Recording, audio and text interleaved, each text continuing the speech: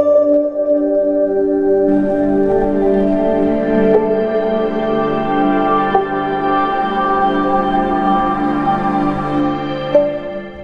Friends, welcome back to my channel. ನಾನು ನಿಮ್ಮ ಪ್ರೀತಿಯ ಸೌಮ್ಯ.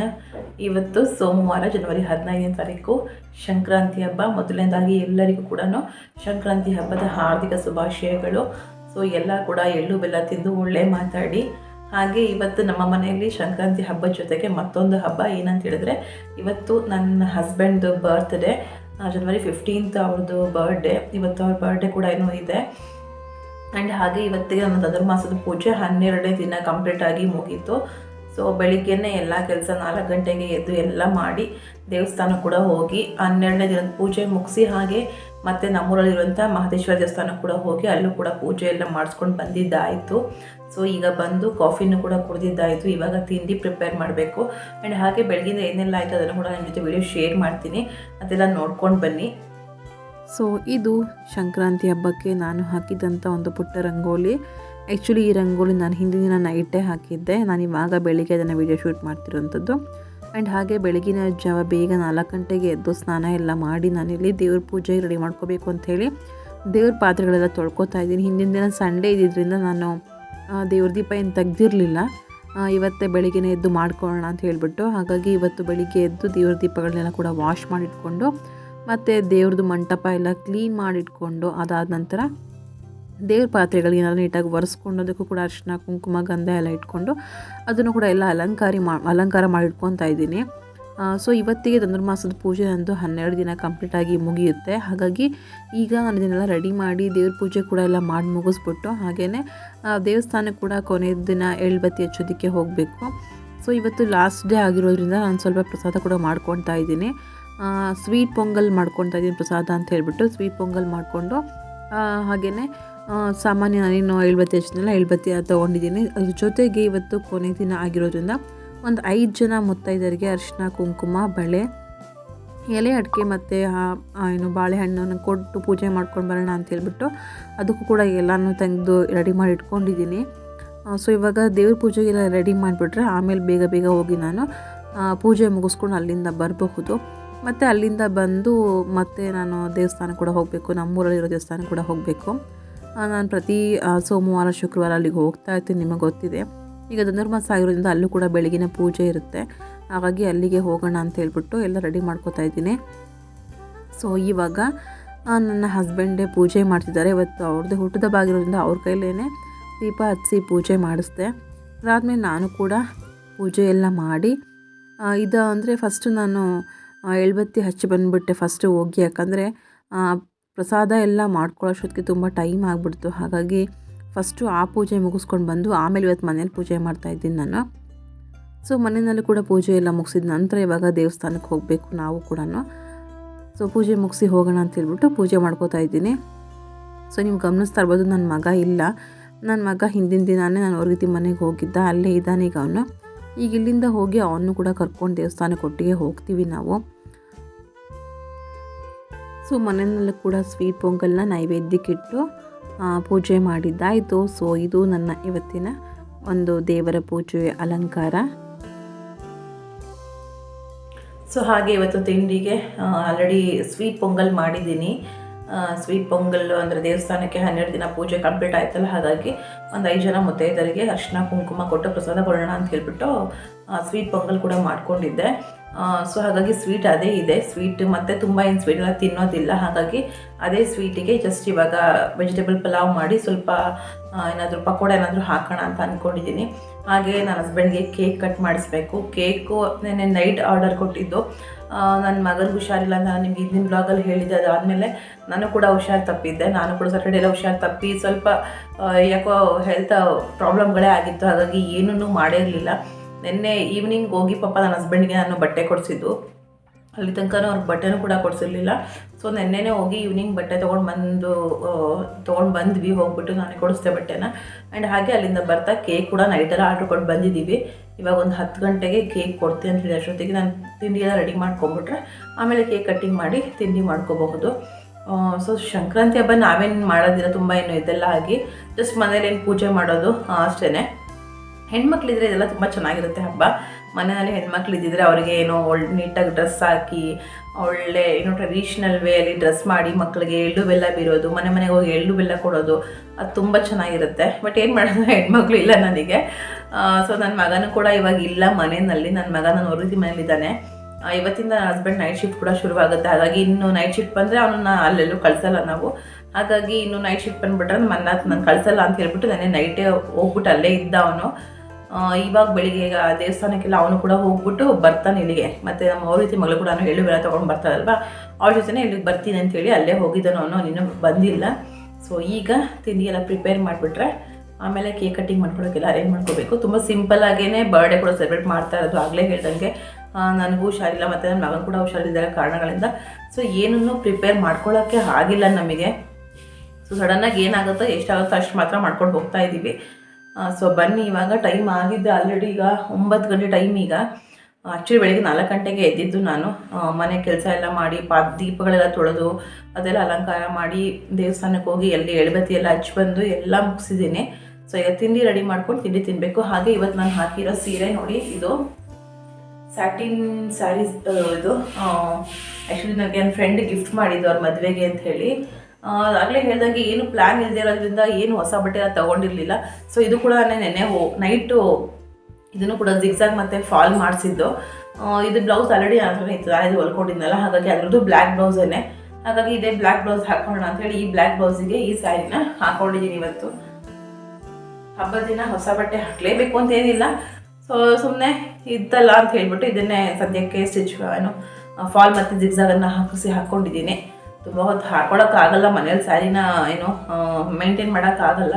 ಇನ್ನು ಸ್ವಲ್ಪ ಹೊತ್ತು ಕೇಕ್ ಕಟ್ಟಿಂಗ್ ಆಗೋಷ್ಟು ತನಕ ಇದ್ಬಿಟ್ಟು ಆಮೇಲೆ ಸ್ಯಾರಿ ಚೇಂಜ್ ಮಾಡಿಬಿಡ್ತೀನಿ. ಸೊ ಬನ್ನಿ ಇವಾಗ ಬಿಡ್ಬಿಡ ಅಂತ ತಿಂಡಿ ರೆಡಿ ಮಾಡ್ಕೊಂಬಿಡೋಣ. ಅಷ್ಟೊತ್ತಿಗೆ ಕೇಕ್ ಕೂಡ ಬರುತ್ತೆ. ಕೇಕ್ ಕಟ್ ಮಾಡಿ ತಿಂಡಿ ಮಾಡೋದು, ಸ್ವಲ್ಪ ಹೊತ್ತು ರೆಸ್ಟ್ ಮಾಡೋದು ಆಮೇಲೆ.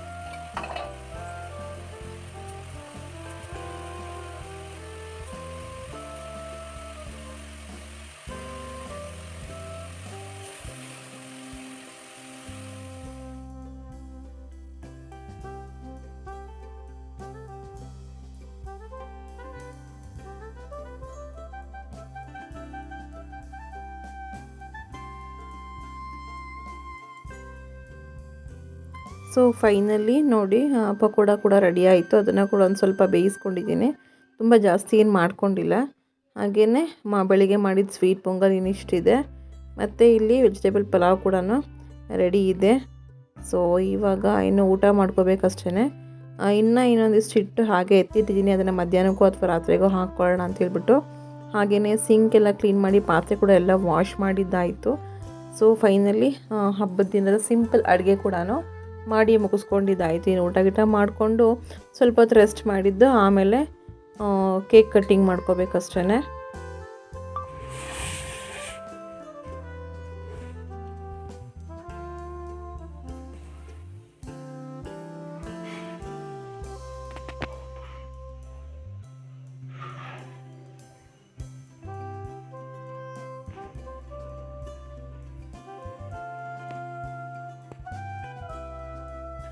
ನೋಡಿದ್ರಲ್ಲ, ತಿಂಡಿ ಎಲ್ಲ ಮಾಡಿದ್ದಾಯಿತು.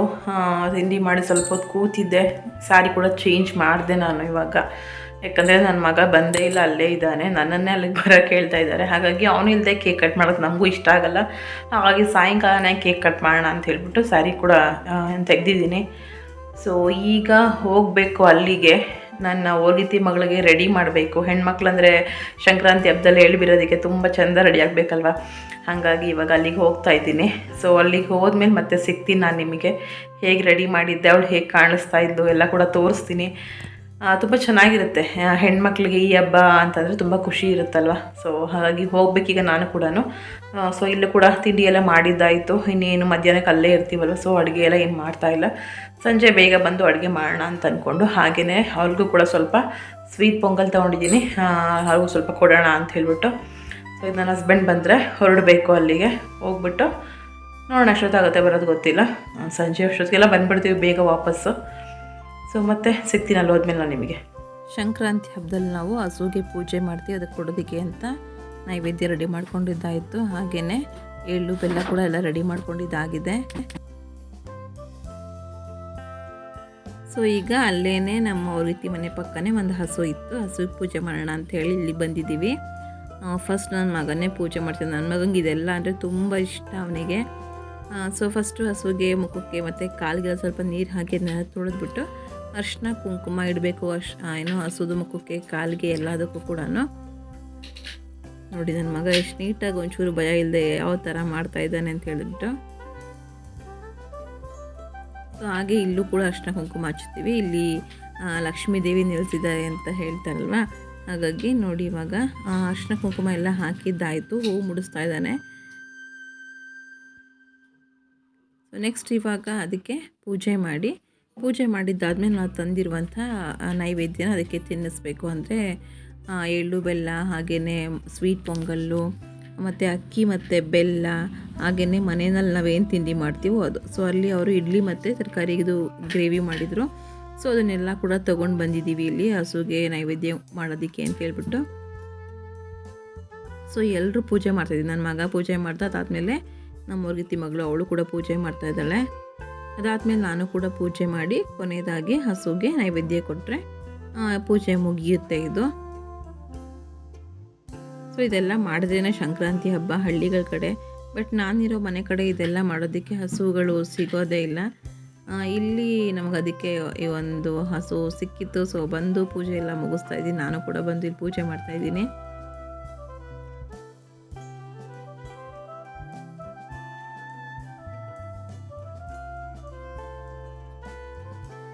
ಸೊ ನೋಡಿ ಇವಾಗ ಇದನ್ನೆಲ್ಲ ಇವಾಗ ಹಸು ಕೊಡ್ತಾ ಇದ್ದೀವಿ.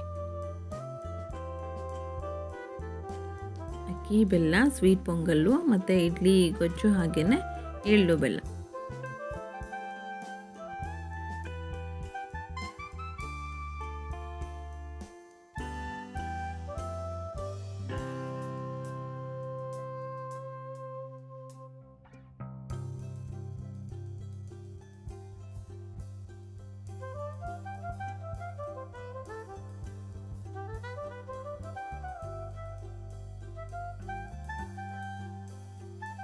ಸೊ ಈಗ ಇಲ್ಲಿಂದ ಇದೆಲ್ಲ ಮುಗಿಸ್ಕೊಂಡು ಮತ್ತೆ ಸ್ವಲ್ಪ ಹೊತ್ತೆಲ್ಲ ಮನೆಯಲ್ಲಿದ್ದು ಸಂಜೆ ವಾಪಸ್ ಇಲ್ಲಿಂದ ನಾನು ನಮ್ಮ ಮನೆಗೆ ಬಂದು ಈಗ ಕೇಕ್ ಕಟ್ಟಿಂಗ್ ಆಗಲೇ ಹೇಳ್ದಂಗೆ ಸಿಂಪಲ್ಲಾಗಿ ಬರ್ಡೇ ಸೆಲೆಬ್ರೇಷನ್ ಮಾಡ್ತಾ ಇರೋದು. ಸಿಂಪಲ್ಲಾಗಿ ನೋಡಿ ಒಂದು ಕೇಕನ್ನು ಕೂಡ ತರಿಸಿದ್ದೆ. ಕೇಕ್ ಕಟ್ಟಿಂಗ್ ಅದು ಇವತ್ತಿನ ನಮ್ಮ ಹಬ್ಬ ಹಾಗೆ ಬರ್ಡೇ ಎರಡು ಕೂಡ ಕಂಪ್ಲೀಟ್ ಆಗುತ್ತೆ. Happy birthday to you. Happy birthday to you. Happy birthday to you, dear Chandru. Happy birthday to you. Happy birthday for me.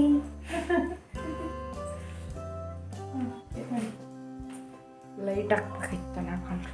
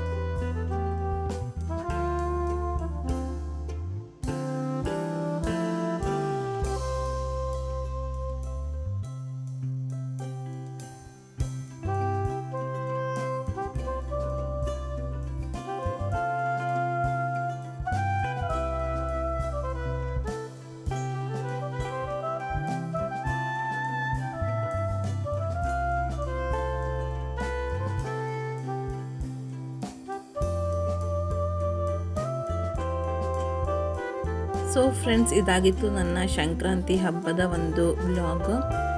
Sankranti ಹಬ್ಬದ ಜೊತೆಗೆ ನನ್ನ ಹಸ್ಬೆಂಡ್ ಬರ್ಡೇ ಕೂಡ ಸೆಲೆಬ್ರೇಟ್ ಮಾಡಿದ್ದಾಯಿತು. ಈ ಒಂದು ವಿಡಿಯೋ ನಿಮಗೆ ಇಷ್ಟ ಆಗಿದೆ ಪ್ಲೀಸ್ ಲೈಕ್ ಮಾಡಿ, ಕಮೆಂಟ್ ಮಾಡಿ ಮತ್ತು ಶೇರ್ ಮಾಡಿ. ಹಾಗೆ ನನ್ನ ಚಾನಲ್ ಸಬ್ಸ್ಕ್ರೈಬ್ ಮಾಡಿಕೊಂಡು ನನಗೆ ಸಪೋರ್ಟ್ ಮಾಡಿ ಅಂತ ಹೇಳ್ತಾ thank you for watching. Bye bye.